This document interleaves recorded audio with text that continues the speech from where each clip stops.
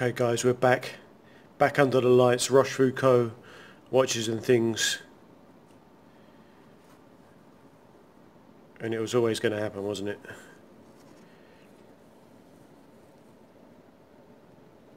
It's definitely about that time.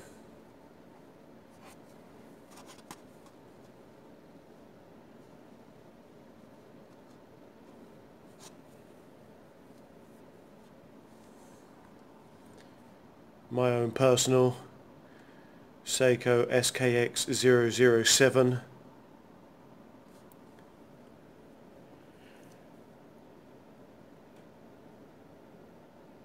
Recognised by a lot of people as the daddy of the affordable ISO certified diver range,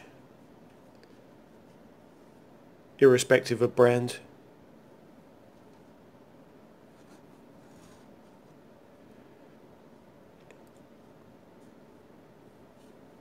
And for a lot of the younger generation, this is the classic dive watch.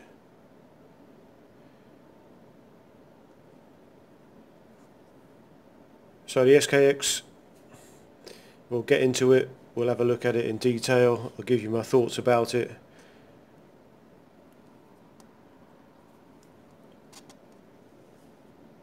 This is my own watch, getting on for 4 years, I think, almost 4 years I've had this one.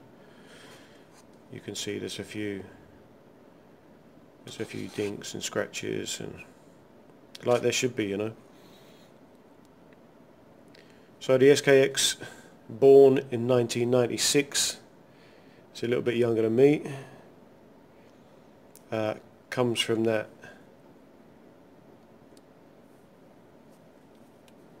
well respected Seiko diver lineage going back to 1965. I don't know these watches personally, but I've looked up a couple of references for you. So the 6217, the 6105 and the 7002 were the predecessors, and in 96 Seiko came out with this one here. Quickly through the specs: 41 on the bezel, 42 on the case. My calipers, I get 45.5 lug to lug, somewhere between there and 46. Fairly stout, 13 point something or other. I get 13.4. 22mm lug width.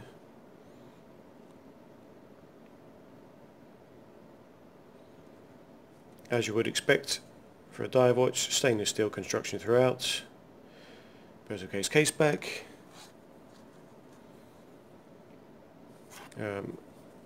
Screw in case back, we will have a look at that in a moment. This one is, or what certainly was, the one that came on the Jubilee bracelet. I think that's the K2 variant. There's a K1 and a K2. I think the K2 is the bracelet and the K1 is the rubber strap. Anyhow, both of them are poor. The rubber strap's poor and uncomfortable. The Jubilee strap is poor but very comfortable.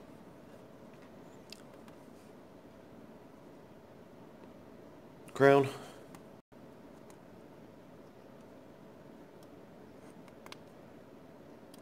Screw down.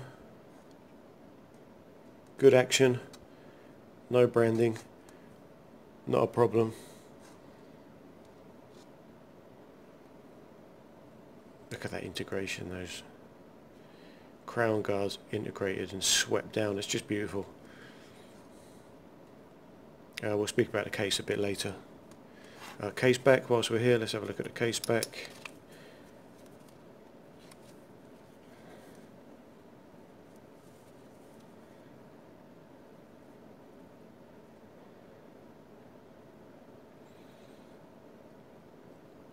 Screw down, got that very well known.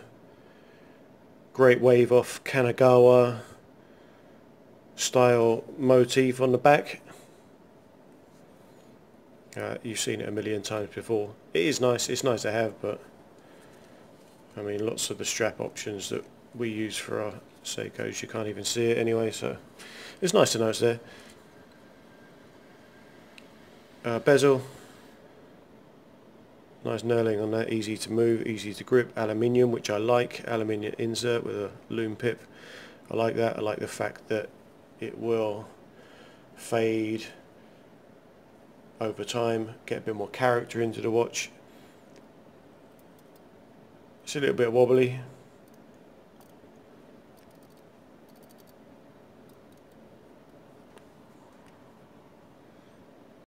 Although the action is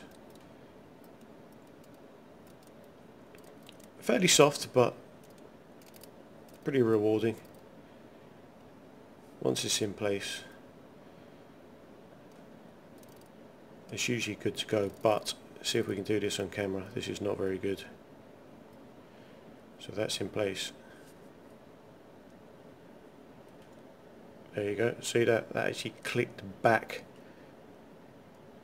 some time. Yeah, happened there again. Now that's not good. That's true back play. It's clicking back a notch.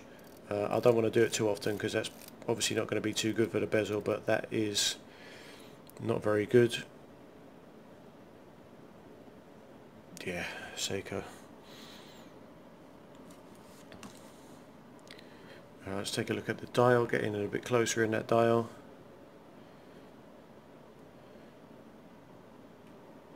Minimal, functional, fit for purpose. On this 007 variant, matte black dial, printed lettering and painted on indexes, quick set day date, white. Some people might gripe about that, but I think it lends to the cardinal symmetry of the dial. Handset,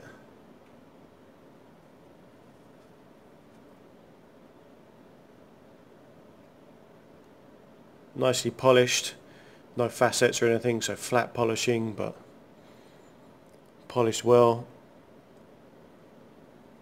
Highly legible, highly distinguishable, which is everything that you want in a handset.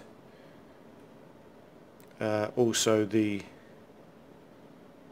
majority white painted needle second hand with a loom pip counterbalance. That will work in as part of the ISO 6425 compliance, which gives it our divers 200 meters. Screw down crown, case back, heavy gaskets, etc, etc. But loom pip on the second hand is an essential of that. Movement, as we know in this one, 7S26, again born in 1996, 3 Hz, 21 joules, rated to 60 Gauss, magnetic resistance, operational temperature -10 degrees to +60 degrees. We wouldn't really want to be on the outer extremities of those. Stated tolerances I think are kind of like ±30 seconds a day. Might even be more than that. This one's going at about 12 seconds a day plus, which is not ideal, but it's okay.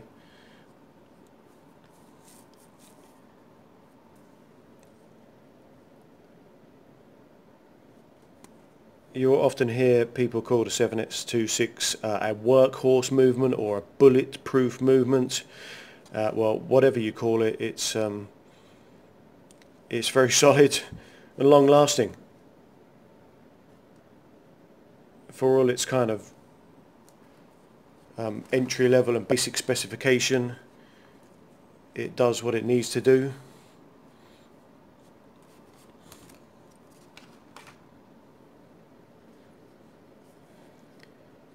Here's the gripe that many people have.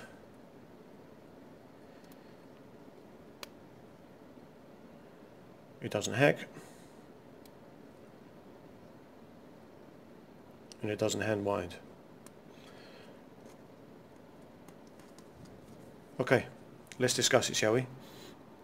Hacking, the ability to stop the second hand when you pull the crown out to the time setting position. I guess for accuracy of time setting. I'm not sure how necessary that is. Personally, you know, I mean, it might be people's OCD, and that's fair enough. I know there's lots of OCD in the watch world. Take a look around. You might be one yourself. Wanting to get perfect accuracy on a watch that has such wide tolerances of accuracy per day is fairly counterintuitive. I do understand that if you're running a bit fast, you can just pop out the crown and hack it for a few seconds. But again, you know, see item 1 and 2. So hacking, not really an issue for me. I think some of the older contemporary citizen movements as well, certainly the one in my MY0040, does not hack either. I've never found that a problem. Next one, hand winding. So the SKX, well, the 7S26 in particular, the movement, it doesn't need hand winding functionally. You've probably heard of Seiko's bidirectional magic lever system in here. It does mean that the minimal movement is going to result in power running through the springs and making the hands move. It doesn't take much at all. People say that you need to shake it for a minute. You probably don't. You just need to shake it a bit, stick it on your wrist, and it'll be fine. So functionally, you do not need hand winding. It works absolutely fine as it is. But what is the crux of hand winding? Why is it that people long for hand winding in their movements? It's a strange one, isn't it? I'm not sure about anyone else. These are my feelings on it.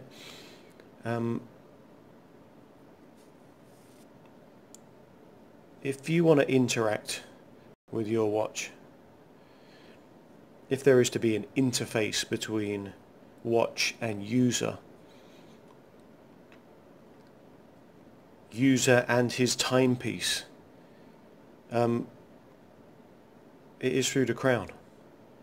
It's through the crown, it's through the keyless works.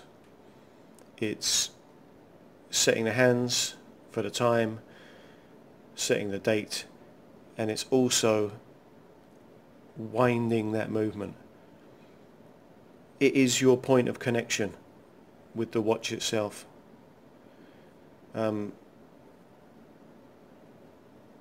You've lost that physical connection. You don't have to wind it. There's not that movement.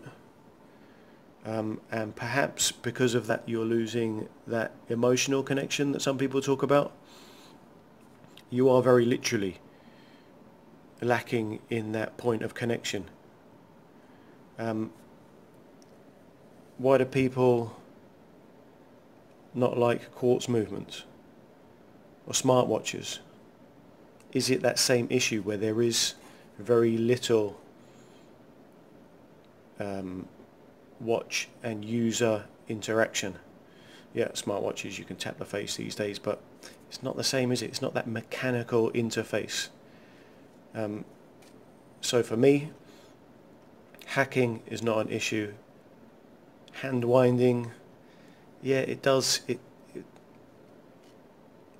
kind of it feels like there's something missing. Will I upgrade to a different movement? Maybe. But I use this when I go to the beach, when I go swimming, snorkeling, etc. And I don't really want to mess around with the gaskets and stuff. Perhaps when it comes time for a service, then we'll do it at the same time. I've been nattering along. Let's just stick it on my wrist for a touch. Because I've been talking about the negatives of no hand winding, the really standout thing is that 45.5 and 46mm lug to lug, and it means that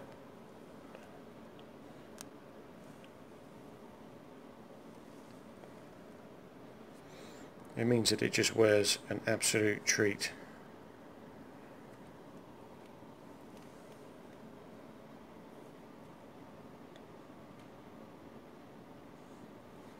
It's got such a fantastically designed case.